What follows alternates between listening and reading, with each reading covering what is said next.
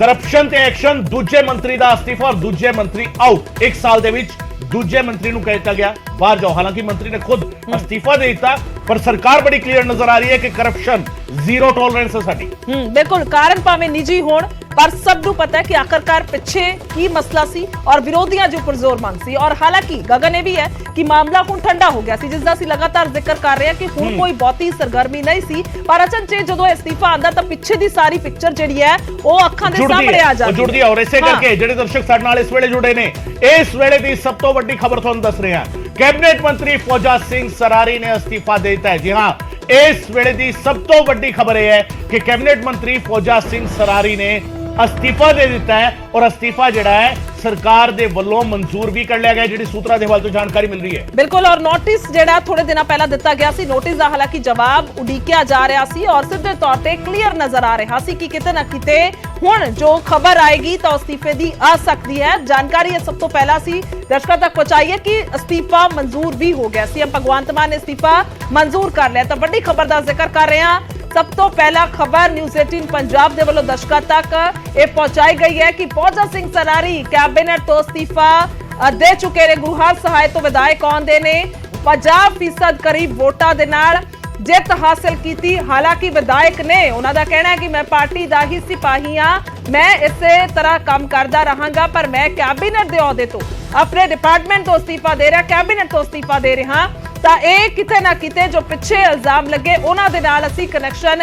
ਜੋੜ ਕੇ ਵੇਖ ਸਕਦੇ ਹਾਂ। ਤਾਂ ਇਹ ਇੱਥੇ ਨਜ਼ਰ ਆਉਂਦਾ ਹੈ ਕਿ ਸਰਕਾਰ ਬਿਲਕੁਲ ਵੀ ਕਰਪਸ਼ਨ ਬਰਦਾਸ਼ਤ नहीं कर रही, भ्रष्टाचार बर्दाश्त नहीं है, बेशक कोई अपना होवे या बगाना। बिल्कुल जीरो टॉलरेंस फॉर करप्शन, जिसका जिक्र खुद मुख्यमंत्री भगवंत मान तकरीबन सारे मंच ते करते हैं, भावें वो किसी भी फंक्शन दे विच जाण, किसी भी प्रोग्राम दे विच पहुंचण, किसी भी समागम विच जांदे ने, उत्थे जिक्र इस गल दा करते हैं कि देखो पिछलियां सरकारां दे विच भ्रष्टाचार हुंदा सी, वो सारे एक एक करके अंदर जा रहे हैं। वारी सारिਆਂ ਦੀ आवेगी और अपना होवे या बगाना होवे ਅਸੀਂ ਇਹ ਨਹੀਂ ਦੇਖਾਂਗੇ। ਸਾਡੇ ਕੋਲ ਜਦੋਂ शिकायत आवेगी ਅਸੀਂ एक्शन लवांगे और एक्शन ਹੁੰਦਾ ਹੋਇਆ नजर आया। ਜਿਹੜੀ ਗੱਲ ਗੁਰਜੋਤ ਕਰ ਰਹੇ ਸੀਗੇ, ਇਹ ਦੇਰ ਕਿਉਂ ਲੱਗੀ? देर इस करके क्योंकि बकायदा पुख्ता किते ना किते किया गया इस गल नूं कि सिर्फ इल्जाम नहीं है, किते ना किते पार्टी लैवल ते नोटिस जारी किया गया फौजा सिंह सरारी नूं। सितंबर का यह मामला सीगा, सितंबर दे विच जदों उठदा है मामला पूरा पकदा है मसला, ऑडियो क्लिप सामने आंदा है। हालांकि जिवें पंकज दस रहे सीगे, करप्शन जिहड़ी हैगी वो बहुता वड्डा मसला नहीं सीगा, पैसे कोई बहुते ज्यादा इन्वॉल्व नहीं सीगे, पर करप्शन हुंदी है, भावें वो 1 रुपए की करप्शन क्यों ना होवे, 1 रुपए का भ्रष्टाचार क्यों ना होवे। और सरकार ने एक मैसेज देता कि करप्शन लई साडी जीरो टॉलरेंस है। तो उस वेले मुख्यमंत्री भगवंत मान जर्मनी गए हुए सी, तुहानूं याद होएगा जदों वापस आंदे ने तां सैशन सी, और सैशन जदों चल रहा सी, जिसका जिक्र पंकज कर रहे सी, उस सैशन के दौरान ही पार्टी ने फौजा सिंह सरारी नूं नोटिस जारी कर दिता सी कि तुसीं दसो, कारण दसो। नोटिस जिहड़ा हैगा वो बकायदा जारी किया गया सी और कारण दसो नोटिस भेज के जिहड़ा हैगा जवाब मंगया गया सी। तुहाडा इस तरीके का ऑडियो क्लिप सामने आया कि ऑडियो क्लिप में तुहाडी आवाज़ हैगी और जेकर तुहाडी आवाज़ है, किहड़ी सौदेबाजी हो रही है इस ऑडियो क्लिप दे विच, ਇਹ सवाल ਜਿਹੜੇ ਹੈਗੇ ਉਹ ਪੁੱਛੇ ਗਏ ਸੀ। और ਕਿਤੇ ਨਾ ਕਿਤੇ ਅੱਜ ਜਿਹੜਾ ਹੈਗਾ ਉਸ ਦਾ ਇੱਕ ਇਸ ਨੂੰ ਆਊਟਕਮ ਕਹਿ ਲਿਆ ਜਾਵੇ, ਇਸ ਨੂੰ ਉਸ ਦੇ ਨਾਲ ਜੋੜ ਕੇ ਦੇਖ ਲਿਆ ਜਾਵੇ, ਜਾਂ ਜਿਹੜੇ ਇਲਜ਼ਾਮ ਫੌਜਾ ਸਿੰਘ ਸਰਾਰੀ ਦੇ ਉੱਤੇ ਲੱਗੇ ਸੀਗੇ ਉਸ ਤੇ ਸਰਕਾਰ ਦਾ ਐਕਸ਼ਨ ਕਹਿ ਲਿਆ ਜਾਵੇ, ਇੱਕ ਪੂਰਾ ਟਾਈਮ ਲੈ ਕੇ, ਯਾਨੀ ਕਿਤੇ ਨਾ ਕਿਤੇ ਇੰਟਰਨਲ ਲੈਵਲ ਤੇ ਅੰਦਰੂਨੀ ਪੱਧਰ ਤੇ ਜਾਂਚ ਕਰਕੇ ਕਿਤੇ ਨਾ ਕਿਤੇ ਐਕਸ਼ਨ ਜਿਹੜਾ ਹੈਗਾ ਉਹ ਲਿਆ ਗਿਆ ਹੈ। ਗੁਰਜੋ ਬਿਲਕੁਲ, ਲੋਕਾਂ ਤੱਕ ਵੀ ਇੱਕ ਮੈਸੇਜ ਜਿਹੜਾ ਹੈ ਬਹੁਤ ਕਲੀਅਰ ਜਾਂਦਾ ਹੈ कि क्योंकि जो दावे असी वादे जरूर असी उसका जिक्र करिए गगन, क्योंकि पहले दिन तो ही कहा जा रहा है कि बिल्कुल ईमानदारी दे नाल काम होगा, लोगों का पैसा लोगों की जेब च जाएगा, लोगों ते ही खर्च किया जाएगा, कोई भी होवे, भावें मैं ही क्यों ना होवां। मुख्यमंत्री ने साफ किया सी जेकर 1 रुपया भी मैं लोगों का खावांगा तो फिर मैं उसका देनदार होवांगा, तो फिर लोग विश्वास क्यों ना करन। विश्वास लोगों ने किया, एक वड्डी जित दी, उस तो बाद हुण तक असी कह सकते हैं कि उसे अपनी एक लाइन ते सरकार खड़ी हुई है और उसके चलते ही नोटिस जरूर जारी किया गया और उस तो बाद 3 महीने बाद असी एक्शन एक तरीके दे नाल देख रहे हैं।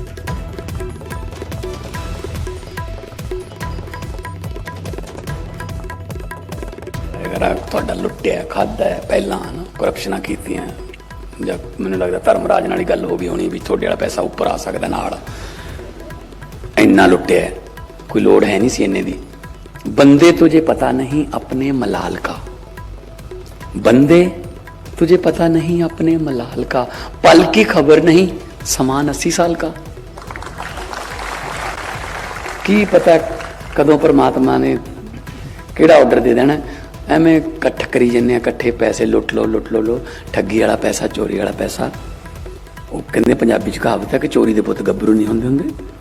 ਜਿਹੜਾ ਚੋਰ ਹੈ ਉਹਦੇ ਦਿਲ 'ਚ ਹੀ ਪਾਲਾ ਹੁੰਦਾ ਹੈ। ਪਿੰਡ ਦੇ ਵਿੱਚ ਪੁਲਿਸ ਆ ਜੇ ਨਾ, ਹੂਟਰ ਮਾਰ ਦੇ, ਆਈ ਭਾਵੇਂ ਪਿੰਡ ਦੇ ਪਰਲੇ ਪਾਸੇ ਕਿਸੇ ਗੁਰਦੇਵ ਕੇ ਘਰੇ ਹੋਵੇ, ਜਿਹੜਾ ਇੱਧਰਲੇ ਪਾਸੇ ਹਰਦੇਵ ਸਿੰਘ ਰਹਿੰਦਾ ਉਹ ਉਹੀ ਐਵੇਂ ਪਰਲੇ ਘਰ 'ਚ ਛਾਲ ਮਾਰਦਾ, ਲੈ ਮੈਨੂੰ ਫੜਨ ਆ ਗਏ ਹੋਣੇ, ਕਿਉਂਕਿ ਉਹ ਚੋਰ ਹੈ। ਕੋਈ ਗੱਲ ਨਹੀਂ, ਉਹਦੀ ਵੀ ਕਦੇ ਵਾਰੀ ਆ ਜਾਊਗੀ, ਕੋਈ ਗੱਲ ਨਹੀਂ। ਫਿਰ ਹੁਣ ਜਿਹਦੀ ਵਾਰੀ ਆਉਂਦੀ ਜਾਂਦੀ ਹੈ, ਕਿਰਪਾ ਕਰਕੇ ਸਬਰ ਕਰਦੇ ਜਾਇਓ।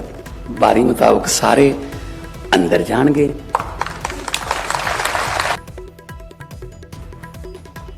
ਵਾਰੀ ਮੁਤਾਬਿਕ ਸਾਰੇ ਅੰਦਰ ਜਾਣਗੇ ਕਹਿ ਰਹੇ ਸੀਗੇ ਮੁੱਖ ਮੰਤਰੀ ਭਗਵੰਤ ਮਾਨ। ਔਰ ਇਹ ਤਾਂ ਸਿਰਫ ਵਿਰੋਧੀਆਂ ਲਈ ਇਹ ਸਮਝਿਆ ਜਾ ਸਕਦਾ ਹੈ ਸ਼ਾਇਦ ਕਿਆ ਹੋਵੇ, ਪਰ ਸਰਕਾਰ ਨੇ ਗੁਰਜੋਤ ਐਗਜ਼ਾਮਪਲ ਸੈੱਟ ਕਰ ਦਿੱਤਾ ਹੈ। ਪਹਿਲਾਂ ਵਿਜੇ ਸਿੰਘਲਾ, ਡਾਕਟਰ ਵਿਜੇ ਸਿੰਘਲਾ ਦੇ ਉੱਤੇ ਤਲਵਾਰ ਲਟਕੀ ਹੋਈ ਸੀ, ਉਹਨਾਂ ਨੂੰ ਖੁਦ ਮੁੱਖ ਮੰਤਰੀ ਨੇ ਬਾਹਰ ਦਾ ਰਸਤਾ ਵਿਖਾਇਆ, ਬਕਾਇਦਾ ਪਬਲਿਕਲੀ ਅਨਾਉਂਸ ਕੀਤਾ ਆ ਕਿ ਮੈਂ ਖੁਦ ਜਾਂਚ ਕਰਾਈ, ਔਰ ਇਹ ਜਿਹੜਾ ਹੈਗਾ ਉਹਨਾਂ ਨੇ ਸਵੀਕਾਰ ਵੀ ਕੀਤਾ। ਫਿਰ ਉਸ ਤੋਂ ਬਾਅਦ ਨਾ ਦੱਸਿਆ, ਔਰ ਉਸ ਦੀ ਕੋਈ ਚਰਚਾ ਵੀ ਨਹੀਂ ਸੀ, ਉਸ ਦੀ ਕੋਈ ਬਹੁਤ ਜ਼ਿਆਦਾ ਗੈਮੀ ਵੀ ਨਹੀਂ ਸੀ, ਬਿਲਕੁਲ ਚਰਚਾ ਨਹੀਂ ਸੀ। ਔਰ ਹੁਣ ਵੀ ਜੇਕਰ ਦੇਖਿਆ ਜਾਵੇ ਤਾਂ ਫੌਜਾ ਸਿੰਘ ਸਰਾਰੀ ਦੇ ਮਾਮਲੇ ਦੀ ਵੀ ਕੋਈ ਚਰਚਾ ਇਸ ਵੇਲੇ ਐਟਲੀਸਟ ਨਹੀਂ ਸੀ, ਪਰ ਐਕਸ਼ਨ ਜਿਹੜਾ ਹੈਗਾ ਹੋਇਆ। ਹਾਲਾਂਕਿ ਐਕਸ਼ਨ ਕਿਉਂ ਹੋਇਆ ਹੈ, ਕਿਉਂ ਇਹ ਕਾਰਵਾਈ ਜਿਹੜਾ ਹੈਗਾ ਹੋਈ ਹੈ, ਇੱਕ ਆਡੀਓ ਕਲਿੱਪ ਸੀ। ਬਿਲਕੁਲ ਉਹ ਆਡੀਓ ਕਲਿੱਪ ਚਰਚਾ ਦਾ ਵਿਸ਼ਾ ਬਣਿਆ। ਆਡੀਓ ਕਲਿੱਪ ਸਾਹਮਣੇ ਆਂਦਾ, ਔਰ ਆਡੀਓ ਕਲਿੱਪ ਦੇ ਵਿੱਚ ਸੀ ਕਿਹੜੀ ਆਵਾਜ਼ ਸੀਗੀ, ਕੀ ਕੁਝ ਕਿਹਾ ਗਿਆ ਸੀ, ਇਹ ਵੀ ਆਪਣੇ ਦਰਸ਼ਕਾਂ ਨੂੰ ਸੁਣਾ ਵਿੱਚ ਹੀ ਪੈ ਜਾਣਾ ਤੇ ਆਪਣਾ ਸੌਦਾ ਕਰਾ ਲੂ ਕਰਾਉਣਾ ਬਸ। ਸੌਦਾ ਤਾਂ ਉਹਨਾਂ ਨੇ ਆਪੇ ਕਰ ਲੈਣਾ ਜੀ, ਜੇ ਆਪਾਂ ਸੌਦਾ ਕਰਨਾ ਹੈ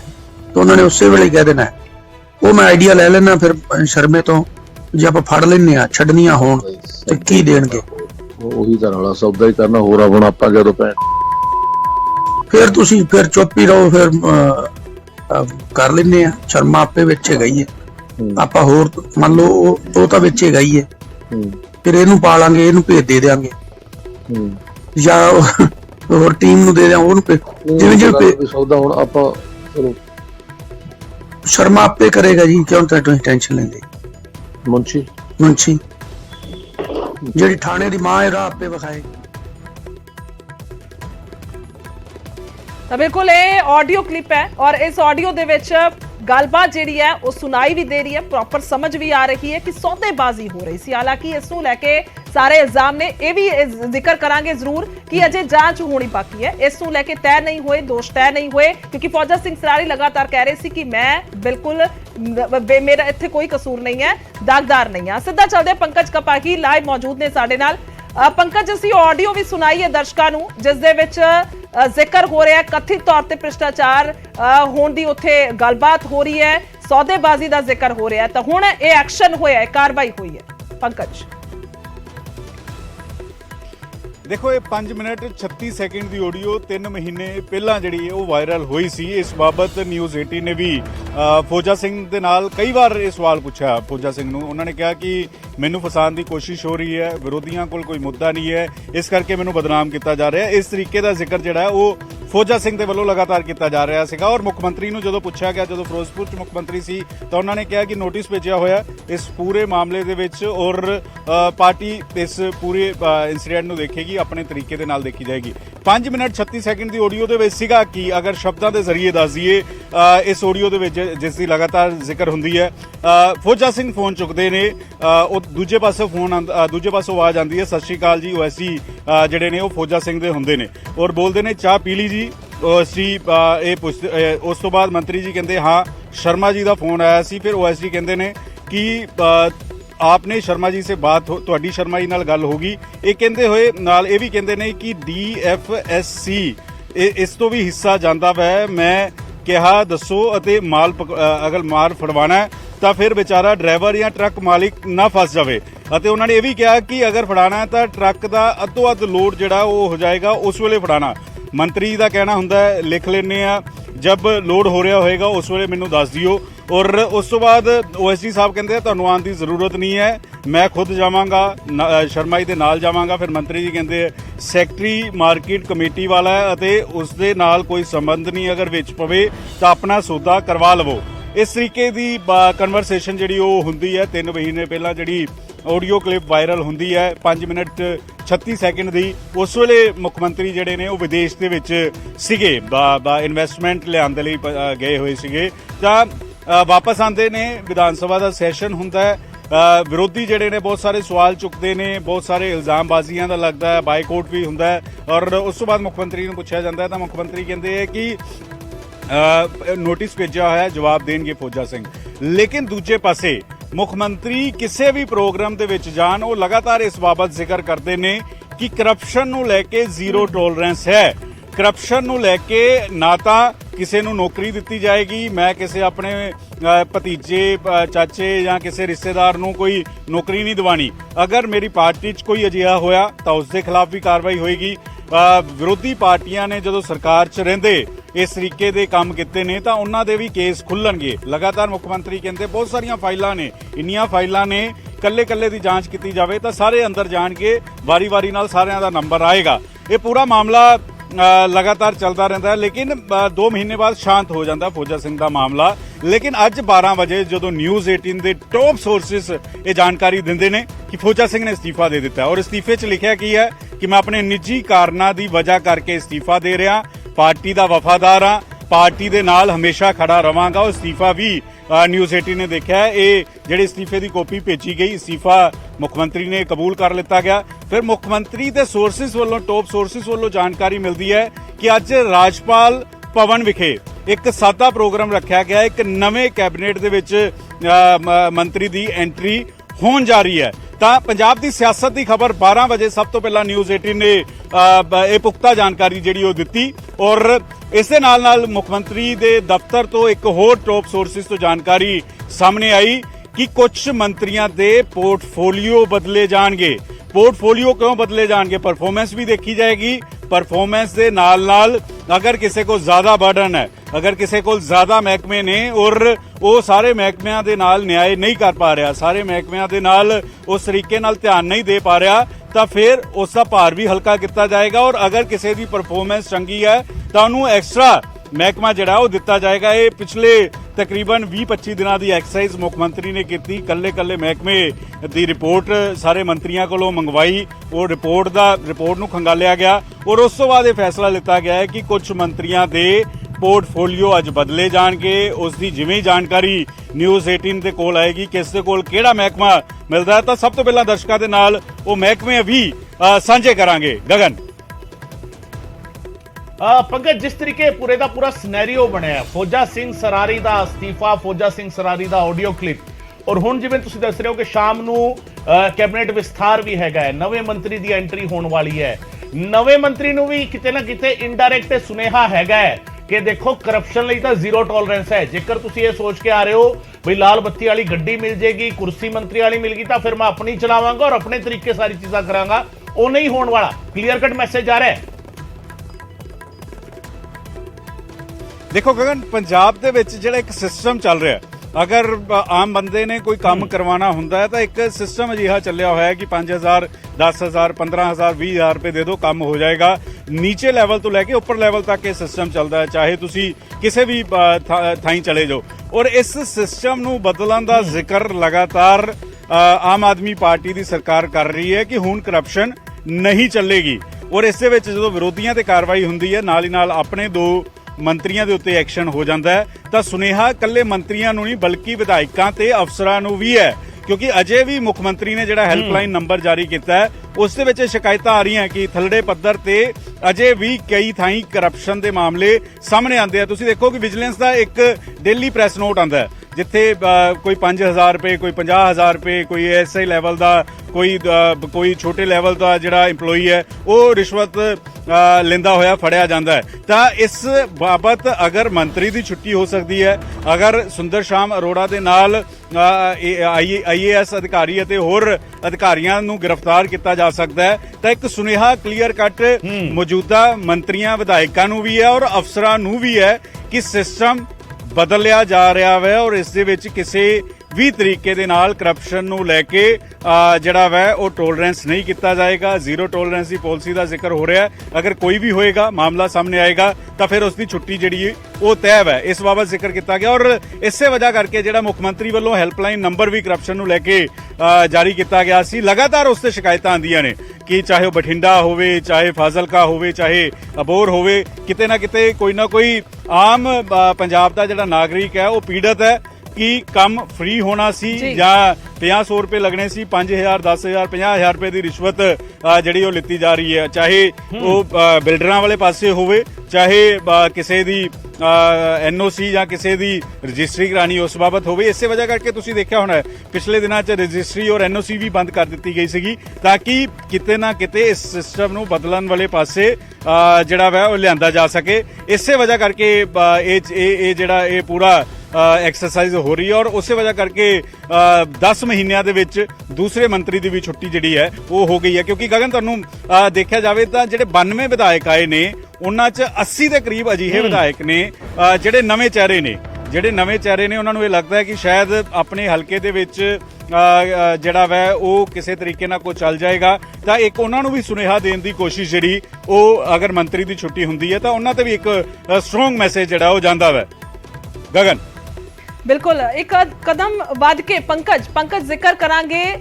ਉਸ ਆਡੀਓ ਕਲਿੱਪ ਦਾ ਕਿਉਂਕਿ ਜਾਂਚ ਜਿਹੜੀ ਹੈ ਉਸ ਨੂੰ ਲੈ ਕੇ ਹੋਏਗੀ ਇਹ ਵੀ ਅਸੀਂ ਮੰਨੀਏ ਅੱਗੇ ਆਉਣ ਵਾਲੇ ਦਿਨਾਂ ਦੇ ਵਿੱਚ ਕਿਉਂਕਿ ਵਿਜੇ ਸਿੰਗਲਾ ਤੇ ਜੋ ਵੀ ਇਲਜ਼ਾਮ ਲੱਗੇ ਉਸ ਨੂੰ ਲੈ ਕੇ ਜਾਂਚ ਹੋਈ ਔਰ ਹੁਣ ਇਸ ਆਡੀਓ ਕਲਿੱਪ ਦੇ ਵਿੱਚ ਜ਼ਿਕਰ ਹੋ ਰਿਹਾ ਹੈ ਸੌਦੇਬਾਜ਼ੀ ਦਾ ਤਾਂ ਇਹ ਜਾਂਚ ਨੂੰ ਲੈ ਕੇ ਜ਼ਿਕਰ ਕਰਾਂਗੇ ਵਿਧਾਇਕ ਕਿਉਂਕਿ ਫੌਜਾ ਸਿੰਘ ਸਰਾਰੀ ਅਜੇ ਵੀ ਨੇ ਕੈਬਨਿਟ ਤੋਂ ਬੇਸ਼ੱਕ ਉਹਨਾਂ ਨੇ ਅਸਤੀਫਾ ਦਿੱਤਾ ਤਾਂ ਇਹ ਬਹੁਤ ਵੱਡਾ ਵਿਸ਼ਾ ਹੈ ਕਿ ਆਖਰਕਾਰ ਦੋਸ਼ ਸਹੀ ਨੇ ਇਲਜ਼ਾਮ ਸਹੀ ਨੇ ਜਾਂ ਫਿਰ ਜੋ ਫੌਜਾ ਸਿੰਘ ਸਰਾਰੀ ਕਹਿ ਰਹੇ ਨੇ ਕਿ ਮੈਂ ਬੇਦਾਗ ਹਾਂ ਦੇਖੋ ਦੋ ਤਸਵੀਰਾਂ ਨੇ ਅਗਰ ਅੱਜ ਦੇ ਅਸਤੀਫੇ ਨੂੰ ਦੇਖਿਆ ਜਾਵੇ ਤਾਂ ਉਹਨਾਂ ਨੇ ਨਿੱਜੀ ਕਾਰਨਾਂ ਦਾ ਹਵਾਲਾ ਦਿੱਤਾ ਉਹਨਾਂ ਨੇ ਕਿਹਾ ਮੈਂ ਪਾਰਟੀ ਦੇ ਨਾਲ ਖੜਾ ਲਵਾਂਗਾ ਦੂਜੇ ਪਾਸੇ ਜਿਹੜਾ ਮੁੱਖ ਮੰਤਰੀ ਨੇ 2-2.5 ਮਹੀਨੇ ਪਹਿਲਾਂ ਕਿਹਾ ਸੀ ਨੋਟਿਸ ਭੇਜਿਆ ਹੋਇਆ ਜਾਂਚ ਉਸਦੀ ਕੀਤੀ ਜਾ ਰਹੀ ਹੈ ਤੁਹਾਨੂੰ ਡਾਕਟਰ ਵਿਜੇ ਸਿੰਗਲਾ ਦਾ ਕੇਸ ਯਾਦ ਹੋਏਗਾ ਵਿਜੇ ਸਿੰਗਲਾ ਜਿਹੜਾ ਉਹ ਜ਼ਮਾਨਤ ਤੇ ਬਾਹਰ ਆਏ ਉਹਨਾਂ ਨੂੰ ਕਿਸ ਤਰੀਕੇ ਦੇ ਨਾਲ ਤੁਰੰਤ ਅਧਿਕਾਰੀਆਂ ਨੇ ਜਿਹੜਾ ਉਹ ਉਸੇ ਵੇਲੇ ਹਿਰਾਸਤ 'ਚ ਲੈ ਲਿੱਤਾ ਜਦੋਂ ਮੁੱਖ ਮੰਤਰੀ ਨੇ ਇਸ ਬਾਬਤ ਜਾਣਕਾਰੀ ਦਿੱਤੀ ਕਿ ਇਹ 1% ਕਮਿਸ਼ਨ ਜਿਹੜੀ ਉਹ ਲਿੱਤੀ ਜਾ ਰਹੀ ਹੈ ਤਾਂ ਜਾਂਚ ਅੰਦਰ ਖਾਤੇ ਲਗਾਤਾਰ ਚੱਲਦੀ ਹੈ ਇਹ ਉਦੋਂ ਹੀ ਪਤਾ ਲੱਗਦਾ ਹੈ ਜਦੋਂ ਵਿਜੀਲੈਂਸ ਦਾ ਕੋਈ ਵੱਡਾ ਐਕਸ਼ਨ ਹੁੰਦਾ ਹੈ ਜਾਂ ਪੁਲਿਸ ਦਾ ਕੋਈ ਵੱਡਾ ਐਕਸ਼ਨ ਹੁੰਦਾ ਹੈ ਤੁਹਾਨੂੰ ਯਾਦ ਹੋਏਗਾ ਕਿ ਸਾਧੂ ਸਿੰਘ ਧਰਮਸੋਤ ਨੂੰ ਸਵੇਰੇ 3 ਵਜੇ ਜਿਹੜਾ ਉਹ ਗ੍ਰਿਫਤਾਰ ਕੀਤਾ ਗਿਆ ਸੀ ਵਿਜੀਲੈਂਸ ਦੀ ਟੀਮ ਅਚਾਨਕ ਜਿਹੜਾ ਵੈ ਸਾਧੂ ਸਿੰਘ ਧਰਮਸੋਤ ਦੇ ਘਰ ਪਹੁੰਚੀ ਸੀਗੀ ਔਰ ਉੱਥੋਂ ਗ੍ਰਿਫਤਾਰ ਕਰ ਲਿੱਤਾ ਗਿਆ ਤਾਂ ਇਹ ਲਗਾਤਾਰ ਇਨਕੁਆਇਰੀਆਂ ਚੱਲ ਰਹੀਆਂ ਨੇ ਔਰ ਉਸੇ ਇਨਕੁਆਇਰੀ ਦੇ ਤਹਿਤ ਹੀ ਅਸੀਂ ਦੇਖ ਰਹੇ ਹਾਂ ਜਦੋਂ ਭਾਰਤ ਭੂਸ਼ਣ ਆਸ਼ੂ ਸੀ ਉਹ ਸਵੇਰੇ ਵਿਜੀਲੈਂਸ ਦਫ਼ਤਰ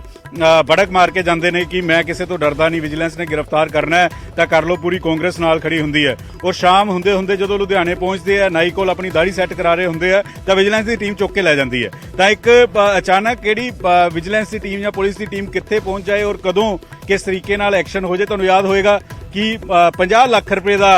ਜਿਹੜਾ ਸੁੰਦਰ ਸ਼ਾਮ ਅਰੋੜਾ ਦਾ ਮਾਮਲਾ ਸੀ ਜਦੋਂ 2 ਵਾਰ ਵਿਜੀਲੈਂਸ ਨੇ ਪੁੱਛਗਿੱਛ ਕੀਤੀ ਵਿਜੀਲੈਂਸ ਜਦੋਂ ਪੁੱਛਗਿੱਛ ਕਰ ਰਹੀ ਸੀ ਨਿਊਜ਼ 18 ਨੇ ਪੁੱਛਿਆ ਸੁੰਦਰ ਸ਼ਾਮ ਅਰੋੜਾ ਨੂੰ ਕਿ ਕੀ ਕੁਝ ਹੋਇਆ ਤਾਂ ਉਹਨਾਂ ਨੇ ਕਿਹਾ ਮੈਂ ਪਾਕ ਸਾਫ ਹਾਂ ਮੇਰੀ ਪ੍ਰਾਪਰਟੀ ਬਾਰੇ ਪੁੱਛਿਆ ਗਿਆ ਮੇਰੀ ਬੈਂਕ ਅਕਾਊਂਟ ਬਾਰੇ ਪੁੱਛਿਆ ਗਿਆ ਮੈਂ ਕਿਸੇ ਤਰੀਕੇ ਨਾਲ ਕੋਈ ਕਰਪਸ਼ਨ ਨਹੀਂ ਕੀਤੀ ਮੈਂ ਬੇਦਾਗ ਹਾਂ ਔਰ ਮੈਂ ਸਹਿਯੋਗ ਕਰਾਂਗਾ ਜਦੋਂ ਵੀ ਵਿਜੀਲੈਂਸ ਬੁਲਾਏਗੀ ਮੈਂ ਜਾਵਾਂਗਾ ਲੇਕਿਨ ਅਚਾਨਕ ਇੱਕ ਖਬਰ ਸਾਹਮਣੇ ਆਂਦੀ ਹੈ ਕਿ ਸੁੰਦਰ ਸ਼ਾਮ ਅਰੋੜਾ ਅੱਧੀ ਰਾਤ ਨੂੰ 50 ਲੱਖ ਰੁਪਏ ਨਾਲ ਭਰਿਆ ਇੱਕ ਟੈਚੀ ਲੈ ਕੇ ਵਿਜੀਲੈਂਸ ਦੇ ਅਧਿਕਾਰੀ ਦੇ ਘਰ ਪਹੁੰਚ ਗਏ ਨੇ ਔਰ ਉਹਨਾਂ ਨੂੰ ਰਿਸ਼ਵਤ ਦੇਣ ਦੀ ਗੱਲ ਕੀਤੀ ਜਾ ਰਹੀ ਔਰ ਉੱਥੇ ਉਹਨਾਂ ਨੂੰ ਗ੍ਰਿਫਤਾਰ ਰੰਗੇ ਹੱਥੀ ਫੜ ਲਿੱਤਾ ਜਾਂਦਾ ਔਰ ਜਦੋਂ ਸੁੰਦਰ ਸ਼ਾਮ ਅਰੋੜਾ ਦੇ ਘਰੇ